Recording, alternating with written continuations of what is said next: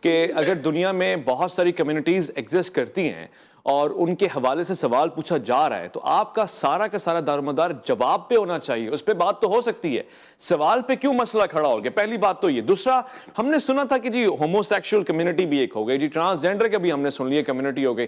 اب یہ کون سی سیکشول کمیونٹی ہے جس میں بھائی بہن آپس میں مباشرت کر رہے ہیں؟ یہ بھی ذرا واضح فرما دیجیے گا. بہت شکریہ آپ کا. دیکھیں, اس میں 2-3 چیزیں بڑی اہم ہیں اور میں ان کو سٹیپ بائی سٹیپ لے کے چلوں گا انشاءاللہ.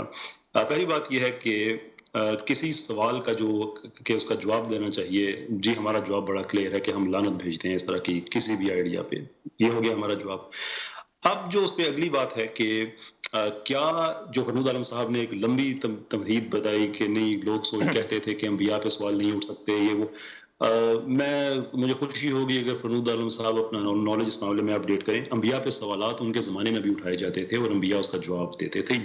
یہ ان کی ایک میں سمجھتا ہوں کہ ٹھیک انہوں نے مثال نہیں دی. باقی جو ان کی مثالیں ہیں اب ان کو انالائز کر لیتے ہیں کہ کسی زمانے میں فیمنزم کے بارے میں یہ کہا جاتا تھا, وہ کہا جاتا وغیرہ. دیکھیں, کسی چیز کو اگر معاشرے میں آپ لے کے آ جاتے ہیں تو اس کا مطلب یہ نہیں ہے کہ وہ ایکسیپٹیبل ہو جائے گی because of just this practice. ایک غلط چیز کو آپ جب بھی معاشرے میں لے کے آئیں گے وہ غلط ہی ہوگی. مثال کے طور پہ ایوولوشنسٹ پرو ایتھیسٹک ویوز رکھنے والوں نے جب یوجینکس موومنٹ شروع کی تو ہزاروں لوگوں کا قتل کر دیا انہوں نے. اب اگر معاشرے میں اس کو ہم عام کر دیں, اس کا مطلب یہ تو نہیں ہے کہ ایتھیسٹ کے وہ سارے قتل جائز ہو جائیں گے.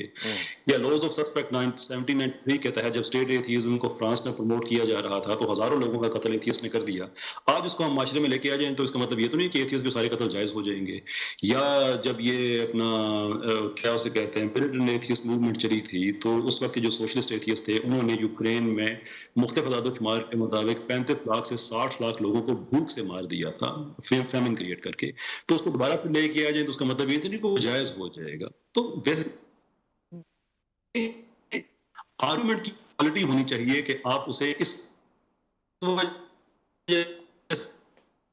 سے ٹھیک دیکھیے آ گئی ہے تو چلے ٹھیک ہے, کوئی بات نہیں. کیا پاکستانی معاشرے میں یہ غلط ہے یا نہیں, اصل چیز یہ ہے, ذاتی آراء کی بات نہیں ہے. اور یہ انہوں نے کہا کہ فلسفیکلی میں اس چیز کو ایسے دیکھوں گا ویسے دیکھوں گا, ذاتی طور پہ کوئی کچھ بھی سوچے اس پہ کوئی ایشو نہیں ہے. صحیح ہے. لیکن جب آپ اس ایک انسٹیٹیوشن لیول پہ آ کے جب لوگوں کے ذہن میں ڈالنے کی کوشش کرتے ہیں تو پرابلم وہاں سے آتا ہے. آخری بات انہوں نے کریٹیکل تھنکنگ کی بھی کی.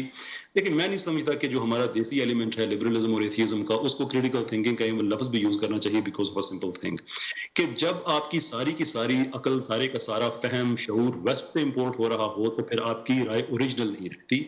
کچھ عرصہ پہلے کی بات ہے کہ ہم جب اس طبقے سے ڈیبیٹس کرتے تھے تو ہم نے کہتے تھے کہ یار کل اگر بہن بھائی کا وہ رشتہ اس میں ہم جس پرستی کو بات کرنا شروع کر دیں تو آپ کو کیا کہیں گے.